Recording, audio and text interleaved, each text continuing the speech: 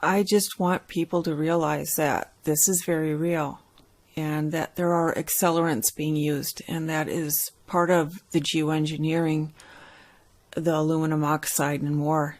So I'm putting in a few clips here for you, and just watch it and look at the links and keep researching and questioning, please, because there's a lot more going on. Thank you for watching. Bye for now.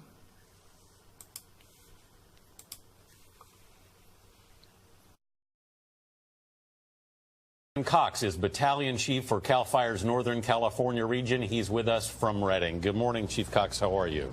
What conditions we saw on the Thursday night here in Redding kind of are what people are calling a weather phenomenon or an anomaly, where an actual possible vortex came through here. And that's literally fire behavior that we have not experienced or seen or witnessed in a generation here in Northern California. And unfortunately, you know, it tears at firefighters' hearts to obviously have any loss of life or injuries. I've heard stories of firefighters bringing family members out and having the windows of their car explode from the conditions that were out there. So I've heard stories of firefighters bringing family members out and having the windows of their car explode from the conditions that were out there. So the number one priority for us is always getting people out as quickly as possible, and it always breaks our heart when we can't get everybody out. Kind of what people are calling a weather phenomenon or an anomaly, where an actual possible vortex came through here. And that's literally fire behavior that we have not experienced or seen or witnessed.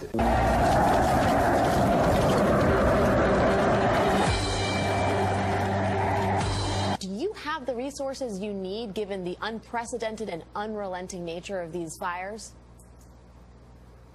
Yeah, so, you know, we call this the new normal in California, and we've seen larger and more destructive fires year over year, and unfortunately this year doesn't look to be any different. And we see these surges or these sieges coming through the state. And we see these surges or these sieges coming through the state.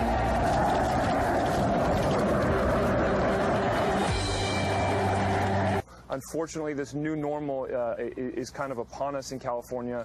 More deadly, more destructive fires more often, and it's obviously requiring additional resources, not just from California, but from throughout the United States to get ahead of it. Well, we know you're working hard. We're thinking of you and all the residents out there. Battalion Chief Cox, thank you so much. Thank you.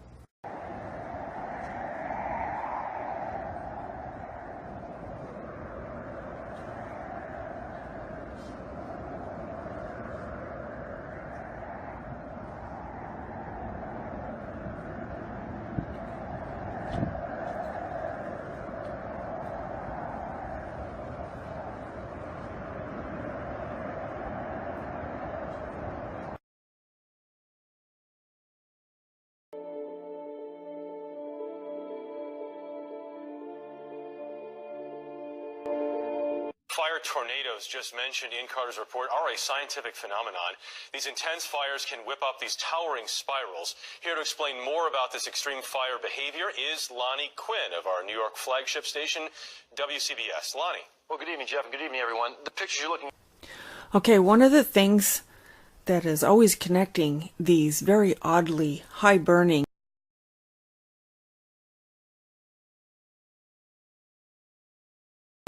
cropping up in the middle of the night or in the very, very early hours of the morning when people are not aware of what's going on. And then there's always the very high winds.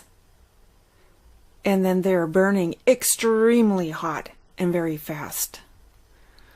So, the fires started within 20 minutes, okay? It started in this town called Penticon. We're going to look at it on the map up here. And within 20 minutes, it was out of the borders of this Pentelli place, and it had reached this place, okay? So it started here. And then it went up and down all these hills and valleys and everything. It went all the way over here. And when it hit here, 20 minutes after it started there, it was down here at the seaside in minutes. And then it only took moments to it to go to the northeast and destroy Mati. Okay? You know, I'm just saying. You got to think of the landscaping and everything going on here. This is 18, 19 miles between these two spots. And there's a lot of hills and stuff going on. And here, you have a whole city that just within 2 minutes was down to the sea, burnt in a way that's just absolutely not possible. But it did. So, think about that. The winds were very high, 10 feet, maybe more. I managed to get the kids and leave the house. Northeast of Athens, the flames were Okay. This is absolutely crazy, people. After that, it was a matter of minutes, not hours, for the fire to reach the sea. The fire started, and within 20 minutes it was out of the borders of Penteli and had reached Nios Foutsas. After that, it was a matter of minutes, not hours, for the fire to reach the sea.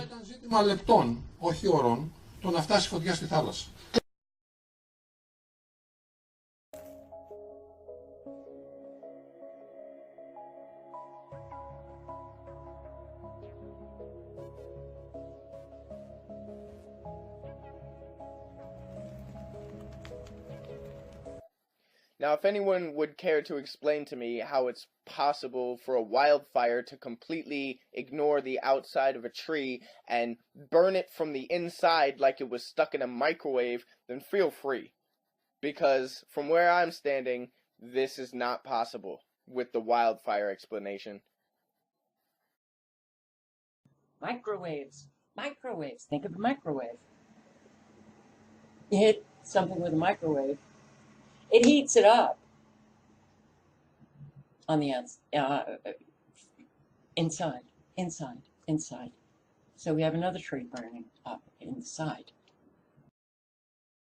The aluminum oxide that is sprayed through geoengineering and chemtrails has seeded the ground to cause the accelerants, where firefighters and police are saying they've never seen anything like this before. It's the new normal. Well, this is why the fires are accelerating. This is why they're gaining traction.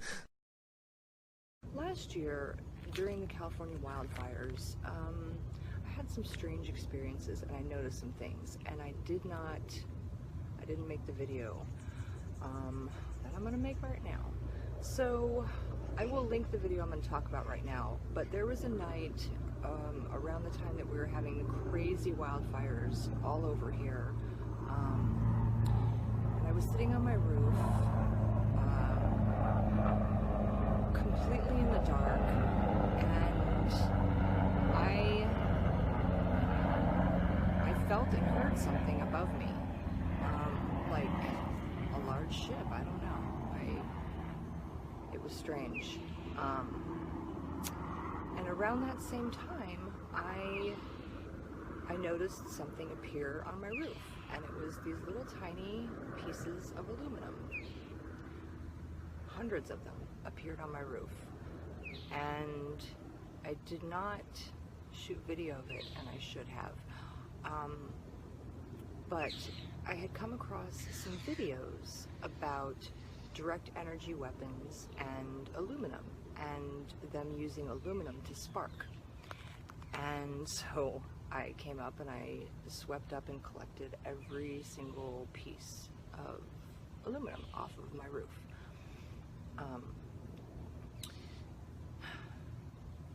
So fast forward to last night, and I'm walking down my driveway and I notice a piece of aluminum that should not be there, because like I said, I collected them all last year.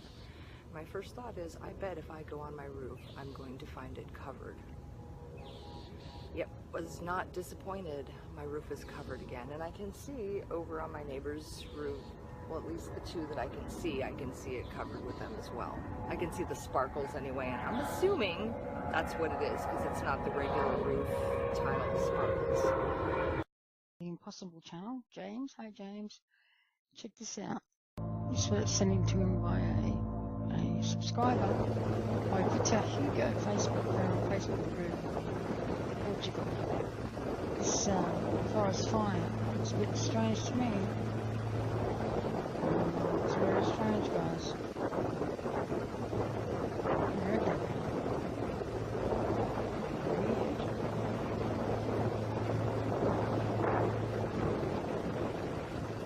It's something supernatural, isn't it? Could just a whirlwind, fire. But very strange indeed.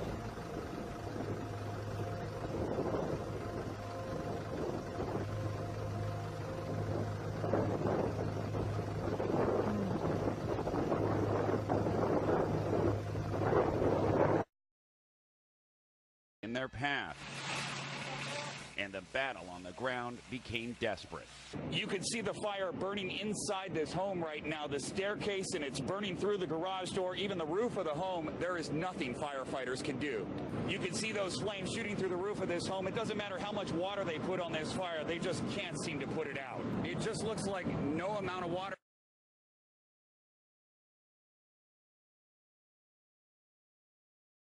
Guys' heads by showing you how this works. So this is part of the Agenda 21. All right, so here's the areas of evacuation on Monday. This is where the fires first started. Big one in Santa Rosa, Napa, Sonoma. This is when it first broke out. All right, now check this out. Now here's the evacuation area from Santa Rosa. Now notice the streets, Fountain Grove, Chenate, Montecito. Notice where these were evacuations on the initial thrust. Now I want to bring your attention over to this document here. And this is a document that was sent by a lady named Kathleen. It's the City of Santa Rosa Department of Planning and Economic Development, Citywide Summary Pending Development, June 2017. And if you go back and forth between these two, you will notice these streets are the exact same. Here's Chenate, here's Pacific, Mendocino Avenue, here's Highway 12. Isn't it interesting that the exact areas that they're evacuating are the exact areas that are zoned for Agenda 21 development? You cannot make this stuff up. This is from Kathleen, who wrote, the maps of the fires and the planned or already approved housing projects are identical, nearly identical. I think that our government and developers who put them in office are the arrogance and think that no one will notice. If anyone does point this all out, being able to prove it is another issue. Now they've taken this site down since she posted it. She did a screensaver, so we have it still. Oregon, this is from the Goleta fires, where only the homes were taken out, none of the properties. And here's from the Santa Rosa fires, October last year, where they hit the Arby's and McDonald's but left the gas station alone. And here's a picture of Coffee, now Coffin Park. And as you can see the before picture, and then you can see the after picture, and you can see what's the devastation that's been going on here. You can also see the picture here from the famous round barn that was built in the 1880s that was destroyed by the Santa Rosa Tubbs fire as well. And you see the footprint. And how did this happen? It had to be an attack from above. None of the shrub or trees are even touched. Fires are going to continue. They're going to burn us out. They're burning us off the land. Please, everybody, take precaution. Prepare. We're dealing with Satan. We're dealing with the devil. We're dealing with an evil beast of technology. Share this video. Speak out. Be heard. No matter how much water they put on this fire, they just can't seem to put it out. It just looks like no amount of water is enough. No, it's not. That yesterday, the speed of that fire, I haven't seen that before. Any fire has to be started in some way. The question with these California fires now is how? And how is it that so many separate fires are raging? Here is some very frightening evidence of the possible cause of these California fires.